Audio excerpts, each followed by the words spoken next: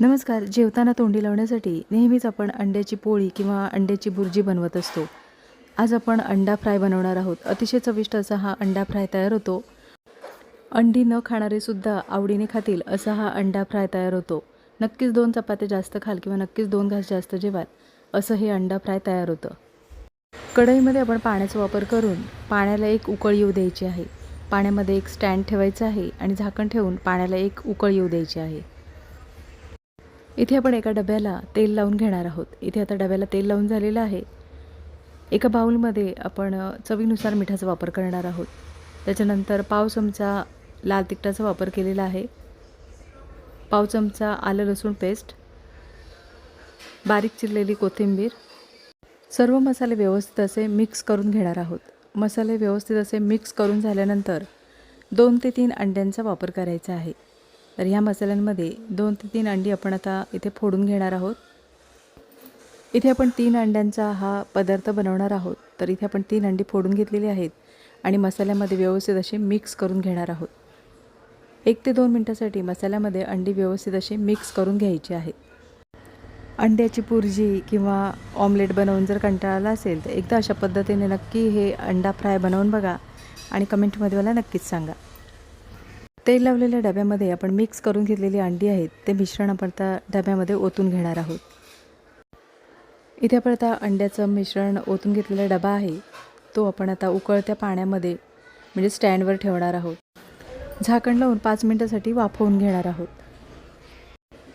5 मिनिटं झालेली आहेत आणि अंड वाफून झालेलं आहे. झाकणाला एक होल होता म्हणून मी इथे झाकणावर पेला ठेवलेला, तर आपण तो पेला काढून घेतलेला आहे आणि इथे आता अंड वाफवून झालेलं आहे.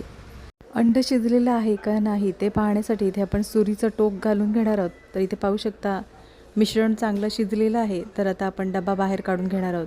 हे मिश्रण साधारण थंड झाल्यानंतर याच्या वड्या पाडून घ्यायच्या आहेत. इथे आता मिश्रण थंड झालेलं आहे. इथे आवडीप्रमाणे छोट्या मोठ्या अशा वड्या तयार करून घ्यायच्या आहेत. इथे आपण आता वड्या वेगळ्या करून घेणार आहोत. अशा पद्धतीने ह्या वड्या तयार होतात. सर्व अंड्याच्या वड्या आहेत त्या आपण आता मोकळ्या करून घेणार आहोत. इथे आता अंड्याच्या वड्या आपण मोकळ्या करून झालेल्या आहेत. एका डिशमध्ये चवीनुसार मिठाचा वापर करणार आहोत. लक्षात ठेवा आपण वड्या तयार करताना चवीनुसार मिठाचा वापर केलेला होता, त्याच्यामुळे इथे आपण अगदी कमी मिठाचा वापर केलेला आहे. अर्धा चमचा लाल तिखटाचा वापर केलेला आहे. पाव चमचा आलं लसूण पेस्ट आणि अर्धा चमचा आपण इथे तेलाचा वापर करणार आहोत. हा पदार्थ छान चटपटीत होण्यासाठी इथे आपण लिंबाच्या रसाचा वापर करायचा आहे. तर इथे आपण आता आलं लसूण पेस्ट, मीठ, लाल तिखट आणि लिंबाच्या रसाचा वापर करून व्यवस्थित असं हे मिश्रण मिक्स करून घेणार आहोत. इथे आपण तर सर्व मसाले व्यवस्थित असे मिक्स करून झाल्यानंतर अंड्याच्या वड्या आहेत त्या आपण आता मसाल्यामध्ये व्यवस्थित अशा मिक्स करून घेणार आहोत. सर्व वड्यांना आपण आता मसाला लावून घेणार आहोत.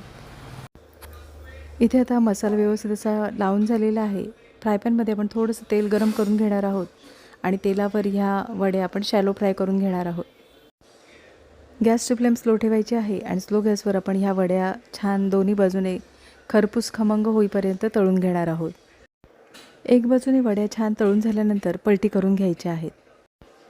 तर ह्या वड्या आपण आता उलटून पलटून सर्व वड्या तळून घ्यायच्या आहेत. इथे आता वड्या तळून झालेल्या आहेत आणि एका डिशमध्ये आपण काढून घेणार आहोत.